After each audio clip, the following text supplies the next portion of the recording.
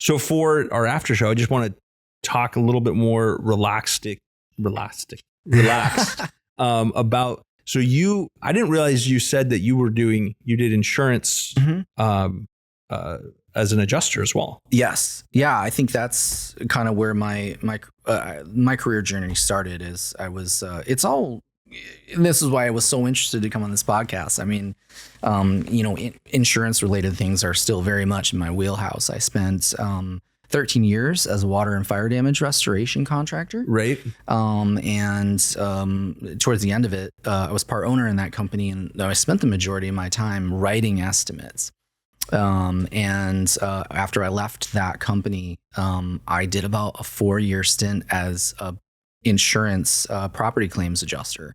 Oh, okay. And it was fascinating. And I found that one of the advantages I had is, I came out of being a contractor. And as an adjuster, I went from being the guy who's on the other side of the check trying to get to the check and complete the job to get paid. I went from that guy to being the guy with the checkbook, right? Yeah. Looking at the policy and, keeping promises that agents have made. And right. I was in a unique position to understand both sides. Right. I learned policy. I understood how to, sort through the ins and outs of what's covered and what's not, and find ways to help folks whenever I possibly could, which was the overwhelming time. Yeah. The overwhelming amount of the time, I was really able to be the hero and, provide that value and keep promises. And it was great. But I also had an interesting knowledge of, as a contractor, what do these guys actually need to do the job? I knew very intimately what they needed. You knew it was BS. Oh, yes. I had a really great sense for it. Oh, man. Yeah, because that would be the challenging, definitely give you a leg up as being an adjuster, because that is the challenging part. There's people, and I've been doing insurance now 20 years, so it definitely start to see, the BS detector's gotten a little bit better over the years. And so I can sense when there's certain contractors. When we had that flood in 2021 in Whatcom County, it was massive. And there was a shortage of contractors, water restoration contractors. And there were people that were coming into the county from out of the area. And some of the stuff that they were doing, I was like, this is almost criminal. Yeah. Right? Like totally. They're definitely taking these people for a ride. Because here I am sitting in my house. I had, a foot of water in my house. I'm devastated. I don't have any place. I'm staying at a friend's house. I don't have my house. My stuff was ruined. And this contractor comes in and is like, hey, we can fix it. And they get you to sign a bunch of stuff. And then they start tearing stuff apart. And then we had this happen a couple of times. And then the bids are coming back and the bills are coming in. And the adjusters are like, no, you're overcharging. And we're not going to pay this. And the customer now is stuck in this part where they're like, well, my house is torn apart. I need to get it fixed. And this guy's fixing it.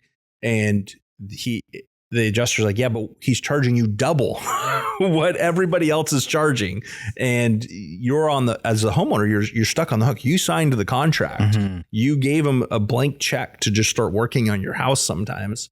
There's bad contractors out there, and being able to be the adjuster that knows the contracting world would have been a huge thing. Yeah, it really was. I mean, I enjoyed that job so much because it really hit the sweet spot of kind of to be a great adjuster. I think you ultimately need to be a great mediator. Mm-hmm. And you need to be able to have great customer service skills to serve the client, but also be able to build a bridge, between, I've always looked at claims as it's a triangle.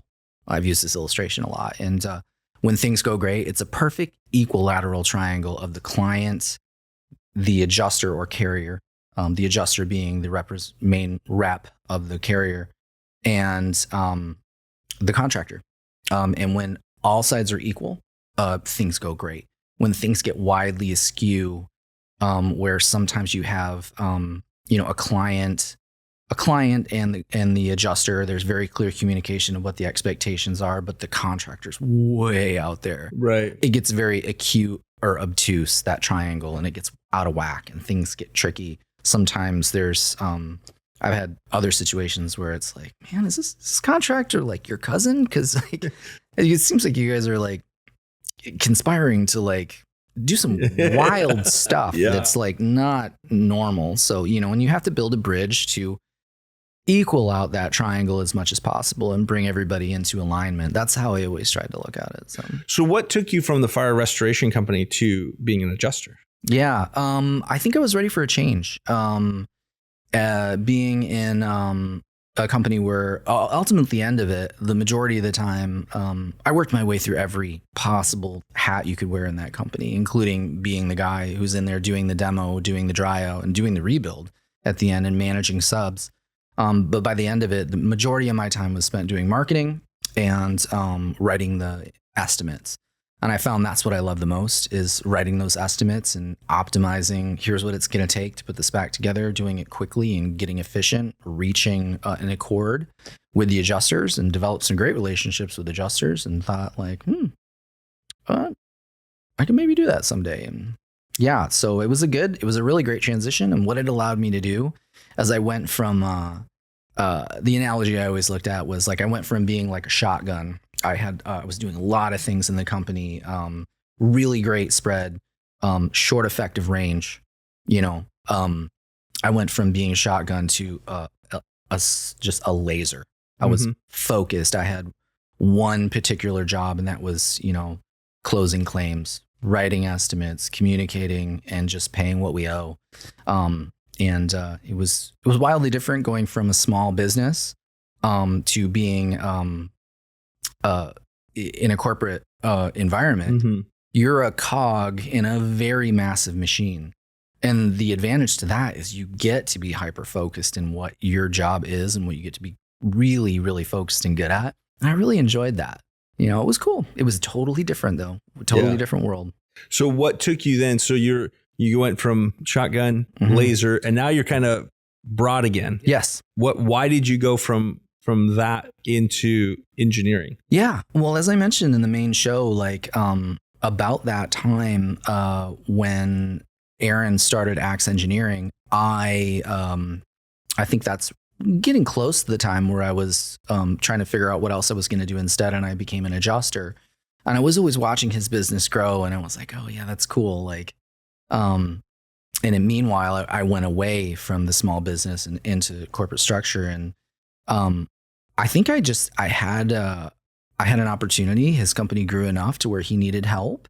And I think I was ready to get back into that small business mindset where, because when you're in a larger company in a corporate structure, it feels you're subject to what's coming down from above. Not a lot of opportunity to make decisions where you see opportunities for improvement. Unfortunately, you're one voice of many, and it's harder to make changes. I guess the adage that I would always come back to in business is the bigger the ship, the slower the turn. Right? Yeah. But in a small business, especially one as small as Axe, that's been growing the way it has, there's a lot of opportunity to be agile and make decisions quickly that you can literally see overnight. And that's always appealed to me.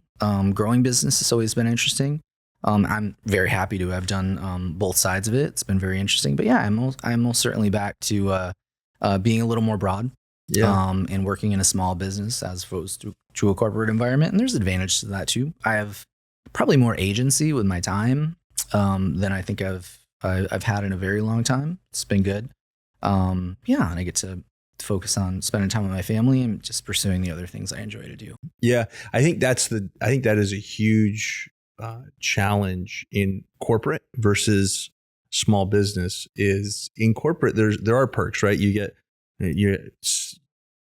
can get pension plans or 401k plans and healthcare, and some of the small businesses can offer some comparable things, but definitely the size and magnitude of what those things can be is bigger in a corporate setting, and you get to be focused on just one thing in a corporate setting.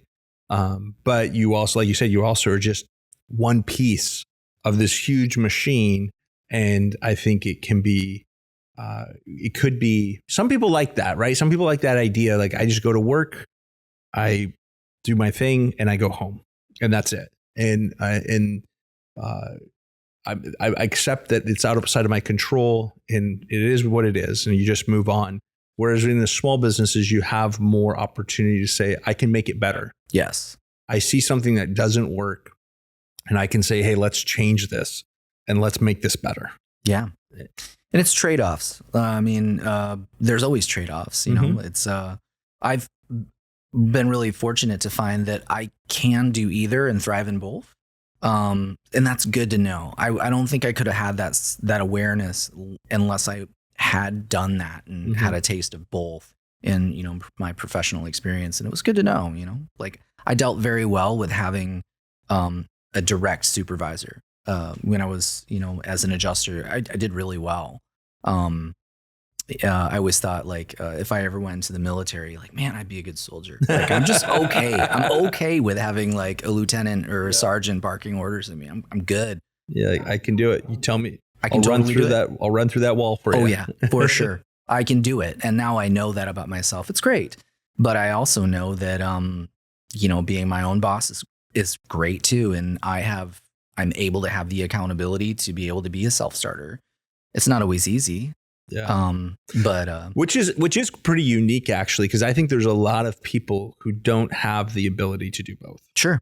I think there are people who are self-starters, entrepreneurs, and they could not have somebody telling them what to do and how to do it and when to do it. That's for sure. Right? Like we've all met those folks. Right. Like they're going to tell you where to go and how to get there if you tried to tell them what to do. Oh, sure. And then there's also people who cannot be self-motivated, right? They need somebody to say, if you're 10 minutes late, you're getting written up. And that if you don't do X, Y, Z, you're going to you lose your job. And that fear factor, if you will, or just the direction, having someone direct them to say, this is what you do and this is how you do it. And this is when you do it. Like they couldn't do it on their own. Totally. And they thrive in having that umbrella over them and the direction. They really thrive in that. That's what they look for and they want. Quick question, because before we move on to the next question I want to ask you, but backwards, as an adjuster, because you said like, hey, I see where their waste was or whatever. Was your job to not pay claims? Oh, no, absolutely not. Because that's what people think. Yeah, I know it. And that was the most interesting part of the job was, and I remember this became very clear when I was freshly an adjuster. I went through all my training and I went on my first couple claims and, you know, popped into those first couple jobs and was like, hey, how are you? And like was met with kind of a cold, like, I don't know.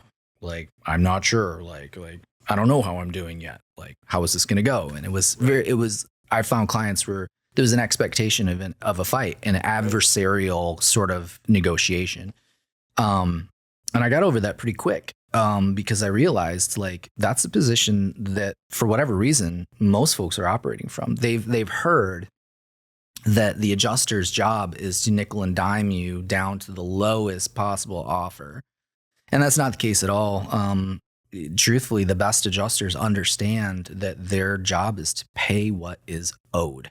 Right. You know, and that comes through a combination of a lot of different things, but it's primarily understanding the policy, you know, understanding the constraints of what you are required to pay, first of all, what is, and what's in line with industry standards. And man, that's the thing that, again, back to math folks, and have that mind, the insurance industry has so much data available.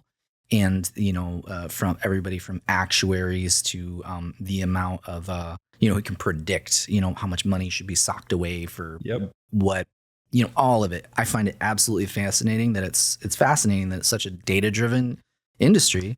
But on the other side of it, we have so much data to show that like our estimating software was just phenomenal.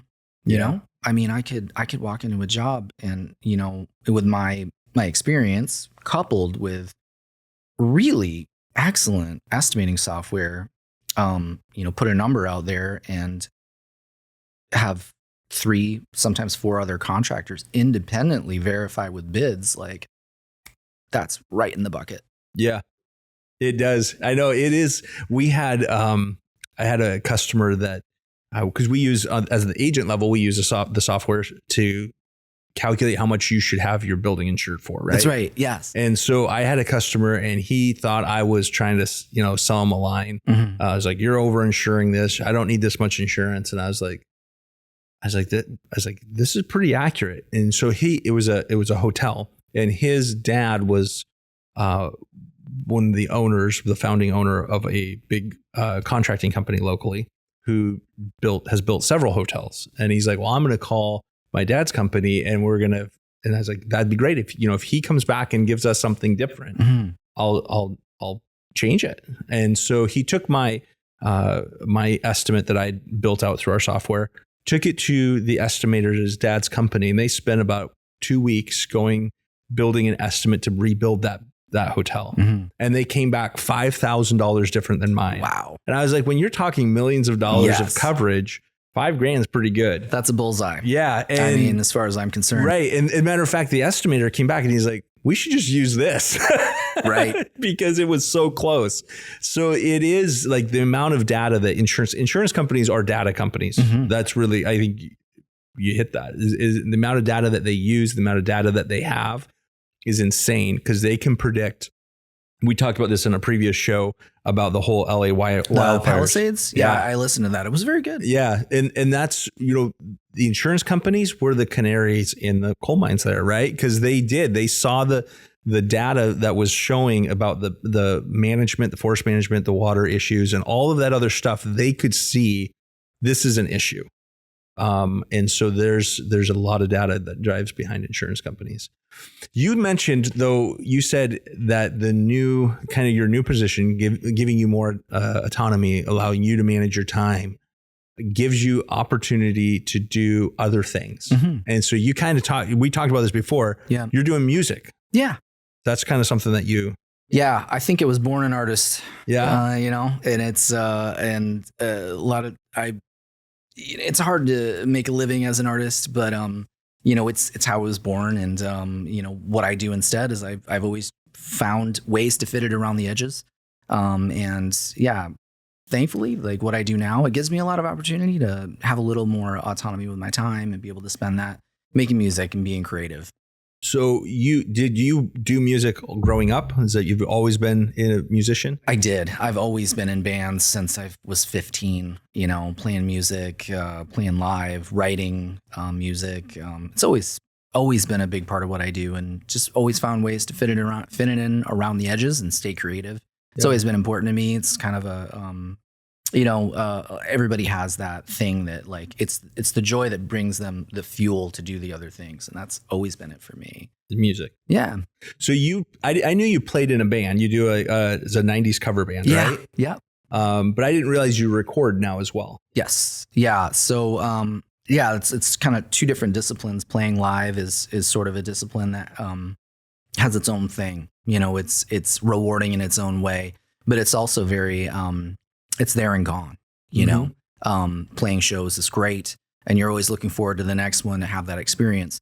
I've always found though too, like as a musician, recording is, I think it's kind of that's the wood shop where you really truly discover like where the rubber meets the road as a musician, and spending the time to create something that's going to be, it defines you in a lot of ways. So I've, been a home recording enthusiast. I've had my own home studio for a while now, and have been recording for quite a while. It's been a great hobby of mine. And right around, got a little more serious with it around COVID, as we were talking about. Mm-hmm. Everybody was kind of, the world stopped, and I was looking to do something creative to stay, engaged and, not just dive into Netflix and Tiger King. And if you remember those days. Yeah, Tiger King is going to be like that thing, the COVID. Oh, Tiger King era. Yeah. Totally. Yeah. So I was looking ways to just stay engaged. And I had a really great friend. We used to play in bands together. I'm from Michigan originally. He's still back there. We had a wild idea of like, man, like, let's make music again. And he had his own home studio. I had mine. And we figured out a way to work completely remotely together and record music together. And so we started a project called The Fracture. We've got 3 full-length albums out now. Oh, cool. It's on Spotify, all the Apple Music, everywhere you can get it. But it's essentially a recording project. We don't play live. I've seen Jordan physically face to face one time since like 2019. Oh, wow. But I think I probably talked to him on the phone more than anyone that I know. Like, we're in constant communication. It's been a really cool experience to be able to. That is unique to not ever play together, but to record 3 albums together. Yeah. Mm-hmm. And that's just where we're at. It's what technology is, love it or hate it.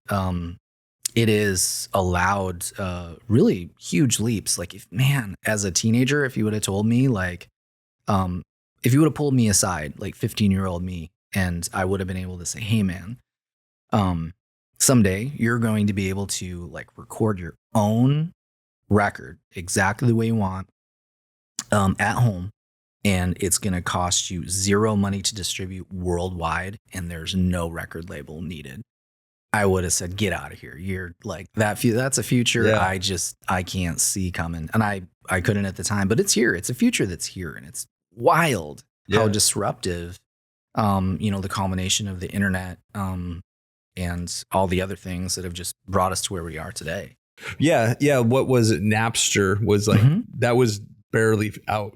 When you were 15, Napster wasn't around. No, that was a bit later. Yeah. When the whole file sharing thing, I remember when it started, it was like, this is wild. Like, and I remember thinking like, what is this going to do? Because the record industry wanted nothing to do with it. Right.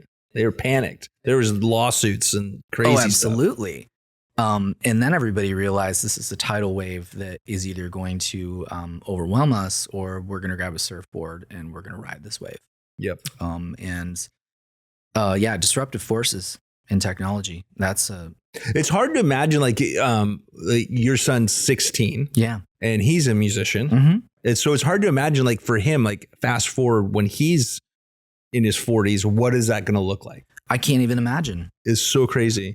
Yeah. It definitely flows in your blood though, because he's good. Like he comes over and he hangs out. He's dating my daughter. Yes. And he hangs out. And the other night, my wife and I were in the living room. They were out in our dining room area. And then all of a sudden he's like playing and singing songs. So I was like, it's really cool. Yeah. Well, thanks. I think he's fantastic.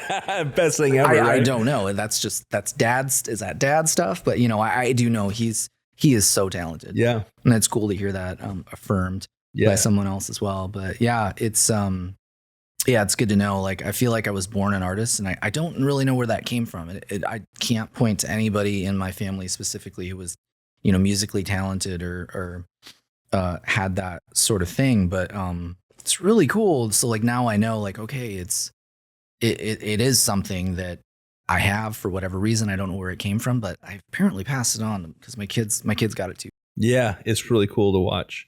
And it's so different. And it's a freeing thing to see, I think, to your point about how the industry's changed, which is awesome to see. Like for your son, he's going to have opportunities. He has opportunities now as a 16-year-old you didn't have when you were 15. Right. And he's going to have different opportunities as he grows in his artistry and in his talent and craft of doing it that are so different than the tradition of the music industry. That's right. Because I think traditionally the music industry destroyed people. Yes. We went last year. We went to Nashville for spring break and went and toured there, and it was really cool to see. Like, we didn't do the Grand Ole Opry because we couldn't get tickets because I didn't plan far enough ahead. Yeah. Because that's my weakness. But you go tour like the Country Music Hall of Fame, and then we go to I forget what the name of the studio is where Elvis recorded. Yeah, Sun Records. I think. And it's just a small little studio, and you can tour through it. And you're like, wow, this song was made. Yeah. I loved some of the stories that you learned about Elvis. You realize like how much the record labels controlled absolutely of these huge stars. Like, people think about Elvis and you don't think about the record label, but the record label controlled Elvis. Oh yeah. They told him what he was going to sing. They told him what songs he had to record. They told him where he was going to go on tour and what he was going to do. And as a result, he was like a tortured, torn person. They were telling the story, like they had the piano that he would play, and they said before he would record, he would come in and he would just play gospel music on the piano before they would record all these other songs, because that was his soul. Like he wanted, which is interesting, right? Because he grew up in church and he got to start singing in church, and then his, drugs, alcohol, addictions, and womenizing, all this other stuff that came out. And part of that's because I think the way that they forced him to live his life in order to be the superstar. Yes. And they got to dictate that to him. That's right. In now it's different. It is different. I think classically from back in those days, it was always about a return on investment. And you had these talented individuals. Elvis Presley is a great example where their talent becomes tragic, because you have this investment where, the record label is and the media hype machine is putting so much into them. They expect a return. And then, the talent is treated as a commodity. Right. But they forget there's a person at the other end of that. Right. That's literally being wrung. Their soul's getting wrung out. Right. And as an artist, it's funny. It's like we all grew up like me and my friends, we grew up wanting the opportunity to just have our music out there. But then you look at when you get older and you realize, well, what's the cost? And you look at the tragic stories of, all these artists that unfortunately end their lives far too early, and it's tragic. And they just get wrung out. Yeah, that's a good way to put it. Is you're wringing them out because the people don't care. The record labels don't care about you. You're an asset. Yes. Right. You're a commodity that they're selling. And if you're making them money, they'll prop you up in any way possible. But they will certainly use you up completely to make the most money that they possibly can. You see like Kurt Cobain, right? Like changed, in the music industry in a massive way, and, lost himself in the midst of it. Right. Michael Jackson, like these huge people, huge stars that revolutionized the way that music was played or what was done. Elvis Presley, like all of them. And then you look at it, it's like, man, like they're drug addicts and they're depressed, and most of them and a lot of them end their own lives or accidentally end their own lives.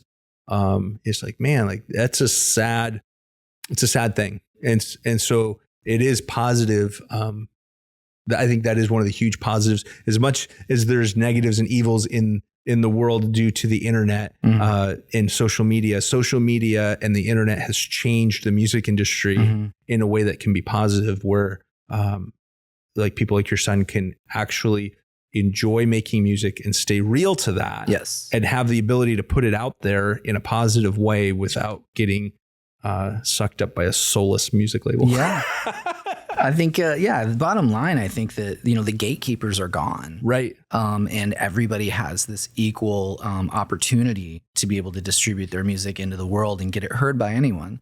And the trade-off to that is, it's got to be good enough, first of all. I think one of the trade-offs we have is like, there's a lot more stuff out there there's nobody telling, as a label, there is also no one taking a young artist and saying, what you have started is great. Let's work on the best of it and grow you into an artist. Some people are naturally talented and they can run with something great out of the gate. But I think the fact that everybody has equal opportunity to put anything out there, there's a lot more stuff to sift through. That is true. There's some things you're like, maybe you shouldn't have recorded that. Yeah, that's right. Maybe you should just, sing in your room. Yep, totally. Because you're right. There's equal opportunity, which means that you have just a vast amount of stuff that's out there and not all of it's good. You're right. But the best of it will always break through. That's just what it comes down to. That like the best of it will always, there's an audience out there for it, and it's really up to you to find it. And what's left of the music industry, it's funny. It's like, they don't want to take a chance on someone. It used to be said like, A&R, the artist and repertoire, which is a very specific agent who's responsible for taking an artist and like, growing them. They call it a faith-based industry. It was like that person had to believe in that person enough to convince the labels to like invest in it. Those days are gone. Art labels and what's left of the record labels don't want to take a chance on an artist until they have proof of concept and they can show that like you do have an audience. Right. We can see that. How many followers do you have? Exactly. And that's the biggest complaint of most musicians these days is, and even myself, I fall into this. I just want to make music. I want to put out records, but like you're at some point forced to also be a content creator, because that is the mechanism of how you get exposure is creating content, and putting it out there, so you can be found. Right. So it's a delicate balance. It is. It's interesting because really, when you think about the music industry, it is entertainment industry, right? Right. It's the same thing with professional sports. It's actually entertainment. So you could have someone in a sports analogy, like you could have a quarterback of the football team that is an amazing quarterback, but he has zero personality. Mm-hmm. People don't really like him. Right. They like that dynamic personality, somebody who's, who creates maybe a little drama. Yeah, certainly. That now you're talking about them and you're entertained to watch them.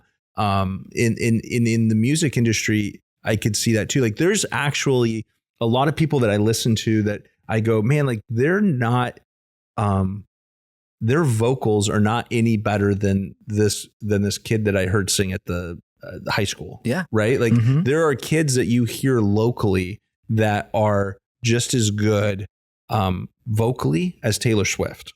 Right. It's not that her voice is so unique or so amazing, but she's an entertainer and she's captured how to connect with people and to bring them into her experience in a way that's different. And so that content creating, that entertainment, like in order really to go to that next level, to a degree, it is definitely about, you have to be talented, right? You have to be able to sing on a key. You got to be able to do some stuff, right?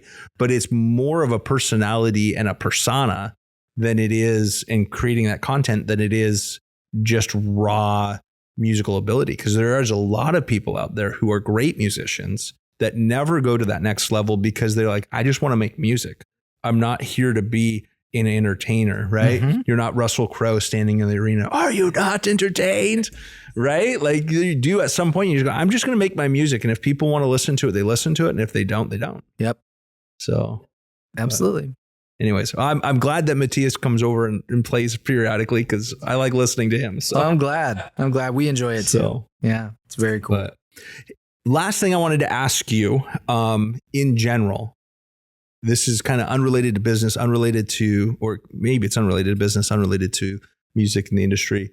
If there was something that you would say, hey, I want this to be the main thing, my kids or my grandkids, something that I've learned, that you've learned in your life that you would want them to know or to pass down as the nugget of wisdom, this gold nugget wisdom that you could give, what would that be?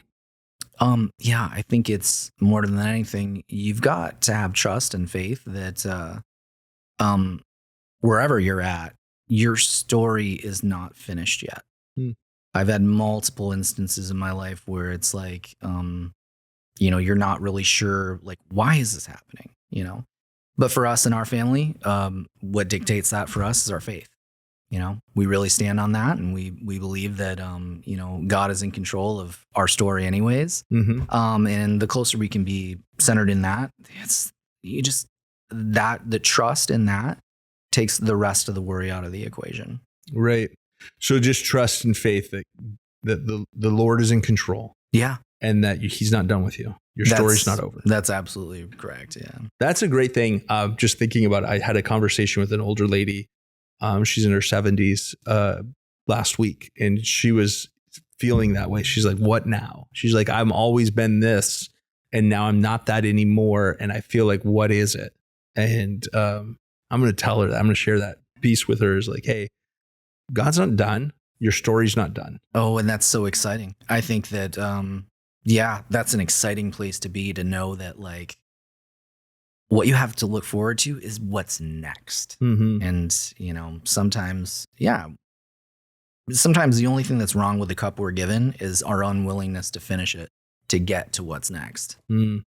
So that's probably one thing I've learned that I wish I would have, I wish somebody would have told me that earlier. Yeah. Don't be afraid to finish where you're at. Yeah. Because there is something else. There's always something else on the other side of it. Yeah. That's good. That's good. Well, Jay, thanks for joining me. I had a good time just talking about this was super fun. Whole range of topics. Wide ranging. Yeah. Yeah. So, it was great. But we'll have to have you come back another time. We'll talk more music or something. Sure. Instead. Sounds great. Instead of the exciting world of engineering. Yeah. Although my kids will disagree. They'll be like, it is exciting, Dad. Shut up. Yes, totally. Very exciting engineering. So. Yeah. All right. Well, thanks so much. Thank you, guys. Until next time, have a great week.